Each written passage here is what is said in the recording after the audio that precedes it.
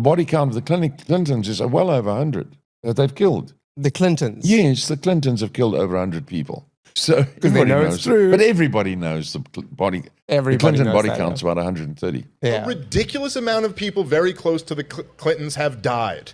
And but you're just not allowed to. You didn't say the Clintons have murdered these people. You went, hey, what's up with this? And just the moral, condescending to you as if this was some outrageous offense. We're not allowed to even think of the possibility that maybe politicians have people murdered. Now who's being naive, Kay? You know, that famous line from The Godfather. Look, these people, the Clintons, these are people who we all know have had people murdered in mass numbers. We just call that foreign policy. We just call that when they decide we're going to go on a bombing campaign in Iraq, as Bill Clinton did throughout both of his terms, had a massive blockade around Iraq where the UN estimated 500,000 children starved to death. Okay? This was the UN's estimates. I'm not sure if they're right or not. But the idea that people who do that for a living would be so uncomfortable also off the clock, being yeah, I'm okay with this guy being killed, is not that wild of a jump to me. And if you want to do a deep dive into it, I'm not going to go full Alex Jones here, but there's a lot of very suspicious deaths around the Clintons, and it's totally fair to bring that up. You know, there actually used to be a website called the Clinton Body Count, which ran a tally of the people that Hillary and Bill had secretly killed. It was over 90 people. She should demand it be brought back and say, stop lying about my record. I've killed way more than that. The background is that for decades there have been conspiracy theories about Vince Foster's death, theories that perhaps the Clintons had something to do with it. Nothing along those lines was ever proven. There was never any evidence of that, but it does still lurk in the dark recesses of the web. How did you kill Jeffrey Epstein? Because you're not in power, but you have all the power. WikiLeaks founder Julian Assange is raising questions about the killing, offering a big reward for information, and that is fueling political conspiracy theories. There's a 27-year-old who works for the DNC who was shot in the back, murdered just 2 weeks ago for unknown reasons as he was walking down the street in Washington. So that was just a robbery, I believe, wasn't it? No, there's no finding. So what are you suggesting? What are you suggesting? Another man connected to the DNC is found dead less than a month after the murder of DNC staffer Seth Conrad Rich. One America's very own Rachel Roboto tells us more about the mysterious death of Sean Lucas and his involvement with the party's email scandal. End of unconfirmed. Yes, we came, we saw, he died. Did it have anything to do with your visit? No, I'm sure. She is being so protected. She could walk into this arena right now and shoot somebody with 20,000 people watching right smack in the middle of the heart, and she wouldn't be prosecuted. Remember John F. Kennedy Jr.? He was declared the front-runner for the New York Senate seat back in 1999. Days later, his plane crashed into the Atlantic Ocean, and his rival, Hillary Clinton, was elected senator. Mary Mahoney was a Clinton White House intern. She knew enough of the inner workings of Bill's sexual advancements to be a star witness during the Clinton impeachment trials. She was brutally executed at a Starbucks she was managing in 1997. In 1993, White House counsel Vince Foster was found dead in Fort Marcy Park near D.C. He supposedly killed himself, and among a lengthy list of potential foul play, the bullet was never found. Then there's James McDougal, a key witness for White House prosecutors. He was serving his 3-year sentence for bank fraud at the Fort Worth Federal Medical Center in Texas. And just before he was to give a testimony before the grand jury, McDougal suffered a heart attack in solitary confinement. In 2015, Walter Scheib, a White House chef hired under Bill Clinton, joined the list. His body was found at the bottom of a river, nearly 2 miles from the base of the trail he was reportedly hiking.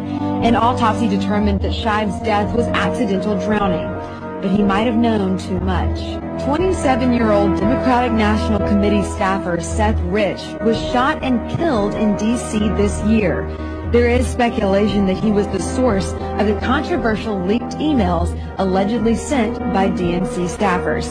and that he may have been murdered in retaliation. Then Sean Lucas, the lead attorney in a fraud case against the DNC, was found lying on the bathroom floor by his girlfriend when she returned home on August 2nd. His death was reported classified, pending the results of an autopsy. Of DNC staffer Seth Rich, who was murdered last summer. A federal investigator telling Fox News that an FBI forensic report of Rich's computer showed he made contact with WikiLeaks through a former reporter and London-based WikiLeaks director, Gavin McFadden. The investigator told Fox News Rich provided McFadden with more than 44,000 emails, nearly 18,000 attachments. Rich was murdered near his D.C. home on the morning of July 10th. But his wallet, his cell phone, his watch not taken. WikiLeaks 12 days later published internal emails showing top DNC officials trading ideas on how to hurt Senator Bernie Sanders at the polls, and those emails resulting in the resignation of Debbie Wasserman Schultz, who was the chair of the DNC, and the DNC's 3 top officials because of the obvious conclusion portrayed in those emails. The stuff that you're sitting on, is an October surprise in there? Do you even know what you're sitting on? WikiLeaks never sits on material. Whistleblowers go to significant efforts to get us material, and often very significant risks. As a 27-year-old works for the DNC, who was shot in the back, murdered just 2 weeks ago for unknown reasons as he was walking down the street in Washington. So that was just a robbery, I believe, wasn't it? No, there's no finding. So what are you suggesting? What are you suggesting? I'm suggesting that our sources take risks, and they become concerned to see things occurring like that. But was he one of your sources then? I mean, we don't comment on who our sources are. But why make the suggestion about a young guy being shot in the streets of Washington? Because we have to understand how high the stakes are in the United States, and that our sources are, our sources face serious risks. That's why they come to us, so we can protect their anonymity. But it's quite something to suggest a murder. That's basically what you're doing. Well, that others have suggested that. We are investigating to understand what happened in that situation with Seth Rich. I think it is a concerning situation. There's not a conclusion yet. We wouldn't be willing to state a conclusion, but we are concerned about it. And more importantly, a variety of WikiLeaks sources are concerned when that kind of thing happens. This is a guy who is a real Bernie Sanders supporter, open Bernie Sanders supporter who worked for the DNC. The DNC absolutely rigged the primary against Bernie Sanders. He was aware of this. He was there while this was all going down. So was Donna Brazile. Everyone was aware of it. The guy got fucking murdered after he leaked information to WikiLeaks. If you don't think that's a little weird, what are you looking at? What delusional rose-colored glasses are you looking at your party from? You think you're in some Julia Roberts movie from 1990? This is real shit. Some guy got killed. He was 24 years old. He was a young guy who was very optimistic and had this view of the world where the guy fucking wore American flag pants and shirt. There's a famous picture of him with a beer on. He's a patriot in a lot of ways. He wanted to be involved in the political process. He was very idealistic. He was probably shattered by finding out that the party that he was working for was corrupting the democratic process. And because I've said this before, I've been accused of helping Donald Trump win by really wacky people online, by pointing out all the flaws of Hillary Clinton. Look, man, you can't ignore that shit because you want one side to win. I've talked about all of his flaws too. There's a lot of flawed human beings that run for president, pretty much all of them. It's very rare you have someone who's not flawed. Right. We're extremely flawed. We're all flawed, but extremely flawed who wants to be the fucking king of the world. It's very rare. Listen, man, I'm not a fucking reputable person. That's what I try to tell my people. Political ideologies.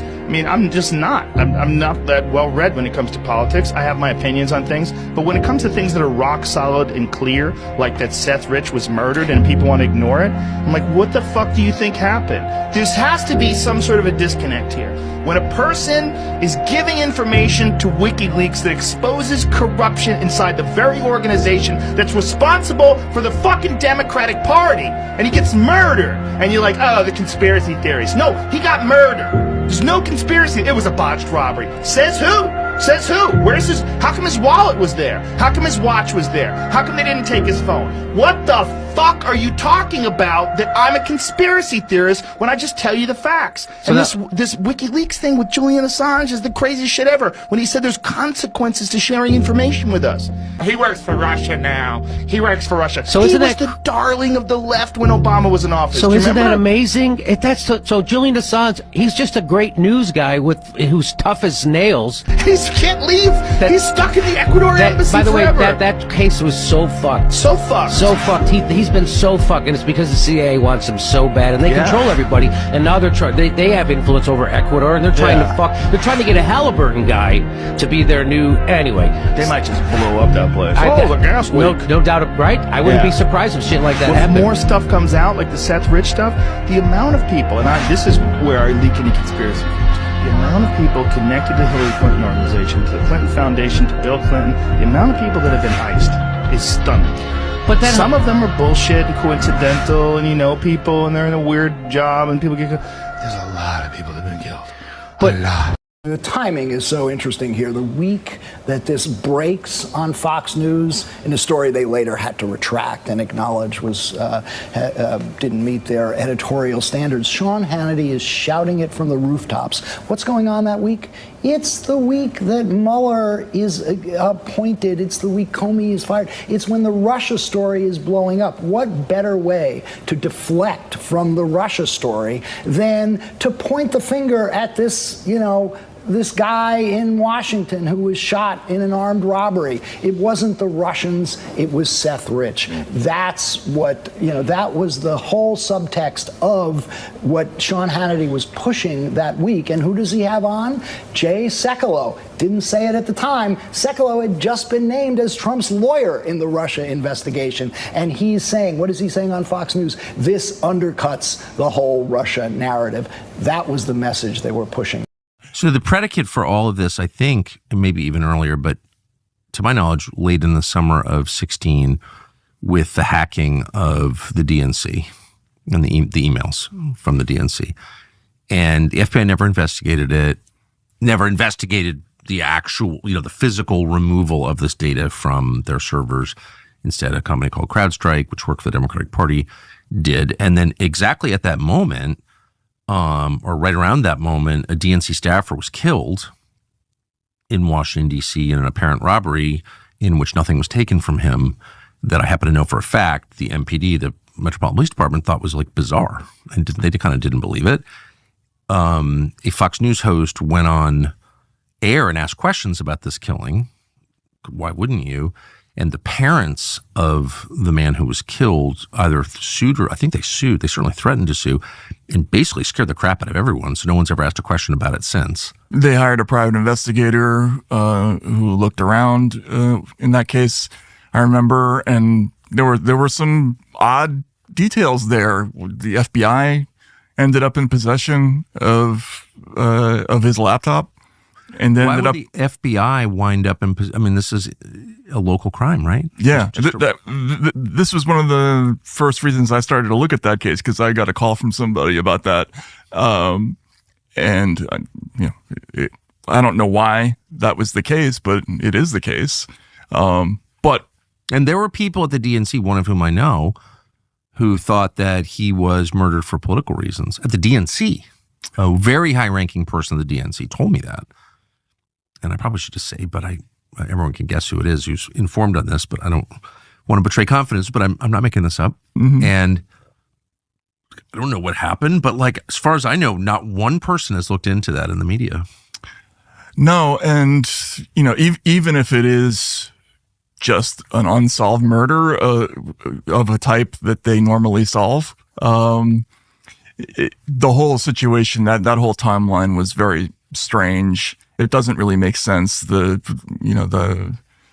hacking of the DNC, the bringing in of CrowdStrike, when the information was released online, they never really proved that case, but they immediately made inferences about it. And there was an incredibly sophisticated kind of public campaign to create this narrative that, upon closer examination turns out not to be true. So we got to go back and find out what did exactly happen there. The Clinton body count, which is the strange number of suicides that seem to happen in Clinton circles. I have a headline here from the Washington Post that said, Trump peddles false conspiracy theories tying the Clintons to several deaths. So I just wanted to highlight real quick, this wasn't in Trump's video, but this is from the Arkansas Times. And it's the death of Mark Middleton, who was a former Clinton White House aide, who was found dead on a Clinton Foundation property. And I'll just quote from the Arkansas Times. Middleton apparently shot himself in the chest with a shotgun and also hung himself from a tree with an extension cord. So I have no idea how somebody commits suicide that way, but if the Washington Post is here, maybe you can enlighten us as to how that was actually a suicide. So anyways, that's just a lead into my question about the most famous Clinton-related suicide, which is that of Jeffrey Epstein. So today we're going to look at yet again another mysterious ending to a former Clinton associate, Mark Middleton, a 59-year-old longtime special advisor for the Clinton administration when he was president, who it appears in the 1990s served as a conduit between Clinton and the late billionaire Jeff Epstein, arranged at least 7 of the 17 visits that Epstein made to the White House, and flew on the Lolita Express several times himself, according to Daily Mail. Mark Middleton was a family man. He had a family-owned Middleton Heat and Air HVAC business. Oh, businessman, probably had plenty of money, was doing fine, in fact had really nothing to gain by working for the Clintons, apparently. But here's where it gets weird. Sometime on May 7th, Mark Middleton decided to drive 30 miles away from his home to the Heifer Ranch in Perryville, and both hung and shot himself with a shotgun at the same time. He reportedly used an extension cord as a noose and created a makeshift gallows underneath the tree, which appeared to be there as a failsafe in case a shotgun blast didn't end him. So apparently he went to this ranch, a place he had allegedly never been before and had no reason to be at, found a tree, pulled a table over there, got on that table, took an extension cord, put it around a limb, put it around his neck, and shot himself in the chest with a shotgun somehow, and then dropped with the extension cord around his neck just to make sure that he would end it all. That's pretty elaborate. I don't know if you've ever seen what a shotgun can do to a pumpkin, but I wouldn't really worry about surviving a close-range shot from one of those. Ranch workers found Middleton's car in the parking lot and notified the sheriff, and his body was found shortly afterwards. He was not invited to the property, and the staff contacted the sheriff because he was there without authorization. And again, there has been no links established to why he would have ever traveled to that ranch in the first place. A terrified business associate of Middleton has reportedly said, "Everyone that I know here that has worked with Mark knows it's physically impossible for him to have ended himself. He could not physically hold a shotgun and done that to himself. He knows nothing about guns. He hated guns. He couldn't have tied a noose to save his life. The man couldn't even change a light bulb by himself. He was the least physically skilled person I have ever met in my life. He was very smart, great with paperwork, legalities, and all of that, but he couldn't physically take care of himself." And now his family, his father and his wife, are fighting to keep photos and other illustrative content sealed. They have filed an injunction arguing that blocking the release of the footage would halt a proliferation of unsubstantiated conspiracy theories. You think that's going to make it seem less conspiratorial? The Clinton body count has become the butt of many jokes online because of how massive and extensive this list has become over the years. It is an ever-growing list that have documented the Clinton body count as a phenomenon. And it is a phenomenon of people that have died in mysterious circumstances surrounding the Clintons, and we will go ahead and document as many of them as we can, and as many of them as exist now, as this list is ever growing. This is the one that's kind of weird, and first thing I ask myself is, how the hell is our guy here, Anthony Weiner, still alive? What do you mean by that? Well, when you go through the list of people that have been close to Hillary Clinton and the Clintons and the death pool, this is not a conspiracy. You got the names of James McDougal, okay, Clinton's convicted Whitewater partner, died of an apparent heart attack. You know, Mary Mahoney, a former White House intern, was murdered July 1997 at a Starbucks coffee shop in Georgetown. Ron Brown, he died in a plane crash. Vince Foster What is was this? Vince Foster was the next one. He, by the way, the James Dougal was a key witness in a Ken Starr Ron investigation. Brown was in a plane crash. Why is he on the list? Ron Brown is another one, but there was a close person to this. Victor Razor. You got Paul Tooley, Ed Woolley. Wait a minute. You're reading a list of people that Bill and Hillary Clinton knew. They're 80. They're 70-something years old. I'm asking you this question. Died. I'm asking you this question and an answer at the end. So you got Jerry Parks, Jane Bunch, James Wilson, Kathy Ferguson, Bill Shelton, Candy Bow, Florence Martin, Susan Coleman, Paula Grober, Danny Casolero, Paula Wilker, John Parnell Walker, Barbara Weiss. We should verify this yourself because you're running a radio show. You should look it up. Charles Meisner, Dr. Stanley Hurd, Barry Beal, Barry Seal, Johnny Lawhorn, Can you read me the URL you're reading? Can you read me the URL you're reading? We'll send you the most credible source you can look it up. Know what you're reading. We'll put the link below. We'll put the link below. Just tell me so I know what I'm responding to. Herschel Friday, Kevin Ivey, Dan Henry, Keith Coney, and these were part of the Ivy Henry case. Keith McCaskill. What's the Ivy Henry case? You can look it up. Ivy Henry case. So Gregory Collins, Jeff Rhodes, James Milland, Richard Winter, and then you got the close bodyguards, Major William Barkley, Captain Scott Reynolds, Brian Hanley, Tim Sable, General William Robertson. You don't even know what you're reading a list of. How is this Densberger, Robert Kelly, Colonel Gary Rhodes, Steve Wills, Robert Williams, Conway LeBlue, Todd McKeon. I'm done. It's 46 names. And of what? Can you read me the list? Can you read me the URL so I know what you read a list of before I answer any questions about it? When I finish this, still in the storm.com. So here's the question for you, because millions of people are not convinced Hillary Clinton is a good person. Again, with the other people, millions of people. Including myself. How is it, when you think about other candidates, okay, everybody has a stereotype. You have a reputation whether you like it or not. What's your reputation? Your reputation is you like to text underage girls, and you like to talk to girls, and you sex sending pictures of your dangling. That's your reputation. Whatever you do, you can't do anything about it. Adam has a reputation. Adam is a playboy in Miami. You better get back to that list of strangers you read a list of. Trust me, I'm getting back to it. How is it that in the last 50 years, we don't have a single candidate? Everybody has their own. Hey, John F. K. was a playboy with Marilyn Monroe. Trump, Karen McDougal, Stormy Daniels. You know, George Bush linked to 9/11 and weapons of mass destruction. Bill Clinton linked to Arkansas women, all this others. Everybody has a reputation. How is it that the reputation that follows them is people close to them die?